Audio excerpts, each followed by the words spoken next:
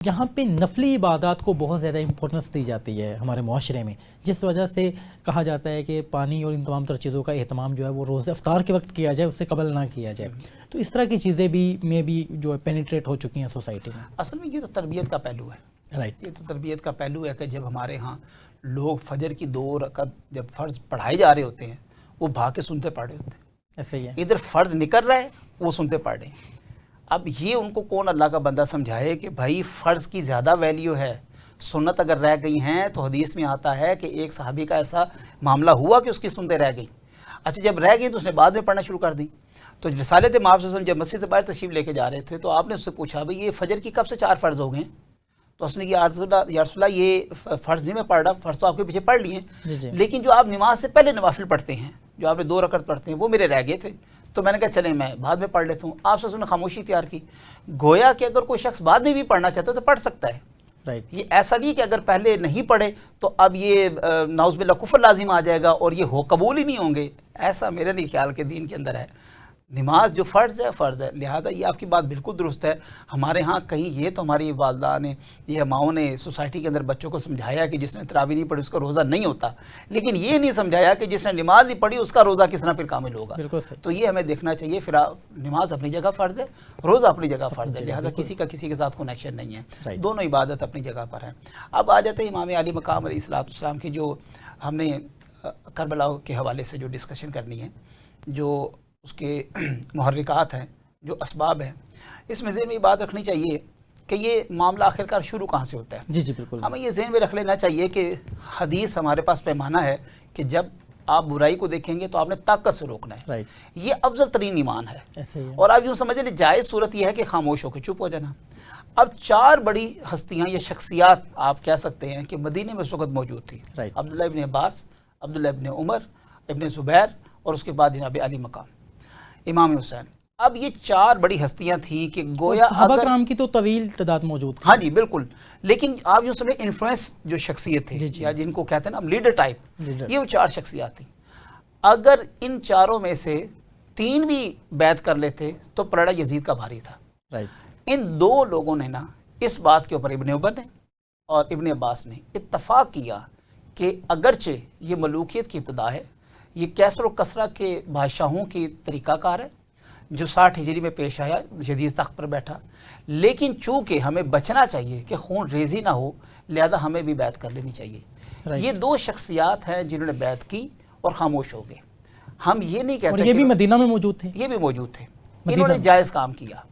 لیکن آپ یہ ذہن میں رکھیے گا کہ جس ہستی کی آپ بات کرنے لگیں وہ جائز کام کبھی نہیں کرتے، وہ ہمیشہ افضل کام کرتے ہیں، اور وہ امام علی مقام ہے. حضرت زبیر نے بھی بیعت نہیں کی اور اس کے بعد امام علی مقام نے بیعت نہیں کی. اب یہاں پر سوال یہ پیدا ہوتا ہے کہ امام علی مقام آخرکار کوفہ لینے کیا گئے؟ چلو ایک مثال انہوں نے بلایا، بہت بلایا، کیوں گئے؟ کوئی وجہ کیا؟ کوئی ٹرور تھا، کوئی ٹرپ تھا جس طرح ہمارے ہاں لوگوں نے مشہور کیا ہوا ہے. مجھے یقین کرے بڑا ترس آتا ان لوگوں کے ایمان کے اوپر. وہ کہتے ہیں 2 شہزادوں کی لڑائی تھی. آپ تاریخ اٹھا کے دیکھیں کہاں سے آپ کو یہ 2 شہزادوں کی لڑائی لگتی ہے. وہ حضرت امیر معاویہ کا بیٹا بنا کے اس کو شہزادہ بناتے ہیں، ادھر سے حضرت علی کا بیٹا بنا کے شہزادہ بناتے ہیں. ایسا نہیں ہے. حضرت امام علی مقام نکلے کیوں ہیں؟ یہ اس کے 3 بڑی بنیادی وجوہات ہیں. سب سے پہلے آپ دیکھیں کہ جو یزید نے کارنامہ ایک بدکار کیا، وہ خانہ کعبہ کو، آخری اس کا یہ کارنامہ بدکاری والا تھا، بیت اللہ کو آگ لگوائی اور اس کا ایک اس میں کمانڈر چیف اور آرمی سٹاف جو ہے وہ فوت ہو گیا، وہ مر گیا ادھر. اس نے اس کو چینج کیا، دوسرا ایک اور بھیجا اور اسی بیت اللہ کو آگ لگانے کے دوران ہی وہ اس کو تکلیف ہوئی اور مر گیا اور واسطہ جہنم ہوا. اس کے بعد آپ دیکھیں کہ اس نے 3 دن کے لیے مدینے کے اوپر حملہ کیا اور مدینے کو قبضہ کر لیا. اور وہ مسجد نبوی جہاں پر سرکار دو عالم صلی اللہ علیہ وسلم نمازیں پڑھی، وہ مسجد نبوی جس کو آپ صلی اللہ علیہ وسلم نے اپنے ہاتھوں سے تعمیر کیا، وہ مسجد نبوی جس میں صحابہ کرام نے پیٹ پہ پتھر باندھ کر جستجو کر کے اس مسجد کو آباد کیا، تعمیر کیا. آپ یوں سمجھ لیں کہ خون پسینہ لگایا. کہاں سے ہجرت کر کے اپنے ماں باپ چھوڑ کر، بہن بھائی چھوڑ کر، اپنے مال ڈنگر چھوڑ کر، ہر چیز چھوڑ کر مکے سے یہاں پر بے یاروں مددگار آئے. انصار کے پاس انہوں نے بھائی چارہ قائم کیا. یہ ان لوگوں کی بنائی ہوئی مسجد تھی. یزید نے 3 دن اس کے اندر گھوڑے باندھے. اور کوئی بھی تاریخ کے اندر آپ اٹھا کے دیکھ لیں، ادنا سے بھی مورخ نے اس کا انکار نہیں کیا کہ ایسا نہیں ہوا. ہر ایک نے لکھا کہ یہ درندگی اور یہ آپ سمجھ لیں بے شرمی اور بے حیائی اس شخص نے کی کہ 3 دن مسجد نبوی کے اندر جہاں پہ مصطفیٰ صلی اللہ علیہ وسلم سجدہ کرتے تھے وہاں پر گھوڑوں نے پیشاب کیے, گھوڑے باندھے رکھے, اور صرف یہ نہیں بلکہ اس نے باقاعدہ حکم جاری کیا کہ 3 دن کے لیے میرے فوجیوں کے اوپر اس وقت مدینہ حلال ہو چکا ہے. اس سے مراد یہ ہے کہ جس نے جس کے ساتھ زنا کر رہا ہے وہ کرے. اس بدبخت نے صرف ایک یہ امام علی مقام کا کارنامہ نہیں کیا, صرف یہاں پر اس نے جو ہے بدبختی نہیں کی, بلکہ اس نے مکے کو آگ لگائی, بیت اللہ کو آگ لگائی, جلایا اس کو, اس میں کافی عمارت کو نقصان پہنچا. اس کے بعد مدینے کے اندر اس نے جو ہے وہ مباح قرار دے دیا. لوگوں نے وہاں پر خواتین کے ساتھ جو ہے وہ زنا کیا, گھوڑے مسجد نبوی میں باندھے رکھے.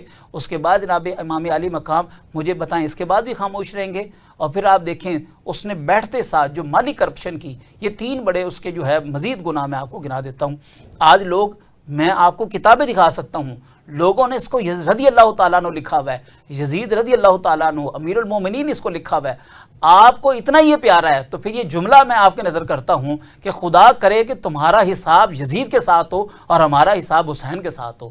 پھر اگر تمہیں وہ اتنا ہی پیارا ہے تو پھر میں کہتا ہوں تمہارے خاندان, تمہاری نسلوں کا جو ہے وہ فیصلہ یزیدوں کے ساتھ ہو, اس کی فوج کے ساتھ ہو اور ان ظالموں کے ساتھ ہو. ہم حسینی ہیں, ہم حسین کے ساتھ کھڑے ہیں. اللہ ہمارا اور ہمارے خاندان کا انجام جو ہے حسین علیہ السلام کے ساتھ کرے. اب آپ دیکھیں کہ سب سے پہلے اس نے مالی کرپشن کیا کی. جیسے یہ تخت پر بیٹھا اس نے سارے خزانے, وہ بیت المال جو کہ جناب عمر, حضرت ابوبکر صدیق, حضرت عثمان, حضرت علی اور خود جناب رسالت مآب صلی اللہ علیہ وسلم کے دور میں غریبوں کے لیے استعمال ہوتا تھا, لوگوں کی فلاح و بہبود کے لیے استعمال ہوتا تھا, اس نے زمینوں پر قبضے کیے, غاصب بن گیا. بنو امیہ نے سارے غریبوں کی زمینوں کے اوپر جو ہے وہ کاشتکاری والی زمینوں کے اوپر قبضے کیے, اور وہ جو محکمہ ایک بنا ہوا تھا غریبوں کو پیسہ دینے کے لیے, غریبوں کی مدد کرنے کے لیے, آپ کو یاد ہوگا حضرت عمر بن خطاب نے اتنا زبردست قسم کا انصاف کیا کہ آپ کے دور میں زکوٰۃ لینے والا کوئی نہیں تھا. بیت المال میں اتنا مال جمع ہو گیا تھا, غریب ختم ہو چکے تھے, کوئی کسی کے اوپر اب زکوٰۃ نہیں رکھتی تھی. گویا یہ انصاف تھا.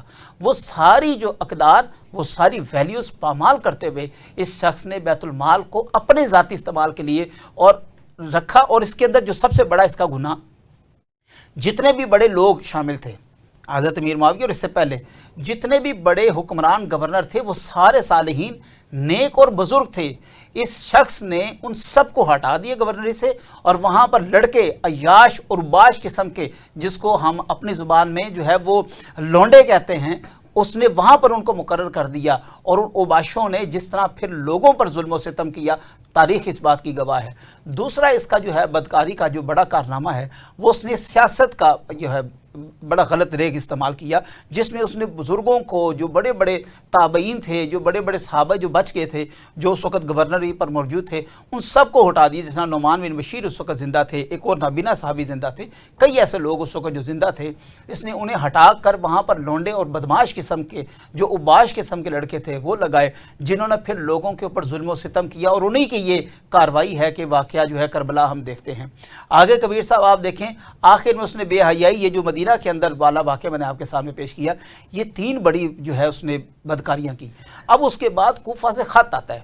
کوفہ سے صرف ایک خط نہیں آتا بلکہ 3 سے 4 خطوط آتے ہیں, اور اس کے بعد ایک طویل سلسلہ ہے, جس کے بعد امام علی مقام علیہ الصلوۃ والسلام نے ان خطوط کے جواب بھی دیے اور فرمایا کہ تمہارے 2 قاصد میرے سامنے کھڑے ہیں, 2 ابھی رستے میں آ رہے ہیں, 4 پہلے آ چکے ہیں, یہ خطوط آ رہے ہیں, جہاں پر ان کی ڈیمانڈ یہ تھی کہ ہم ایسی ظالمانہ حکومت کو نہیں تسلیم کرتے, ہم ایسی خلافت کو نہیں تسلیم کرتے کہ جو لوگوں کے گلے کاٹے, جو اسلام کے اقدار کو ختم کرے اور جو اسلام کا چہرہ مس کرے.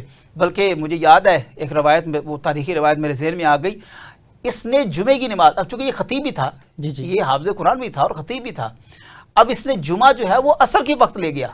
تو کسی شخص نے کہا کہ ہم نے اسلام میں کبھی یہ نہیں دیکھا کہ وقت جو جمعے کا ہے اس میں ادا کیا جائے. تو اس شخص کا یزید نے گلا کٹوا دیا کہ تم ہوتے کون ہو کہ مجھے تم کریکٹ کرو یا ڈکٹیٹ کرو.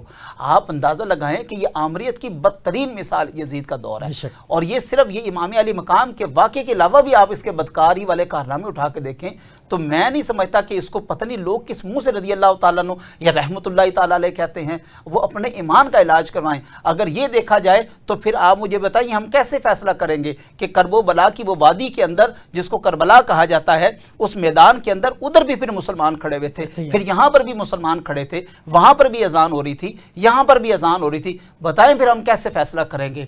پھر قرآن پاک فیصلہ کرے گا.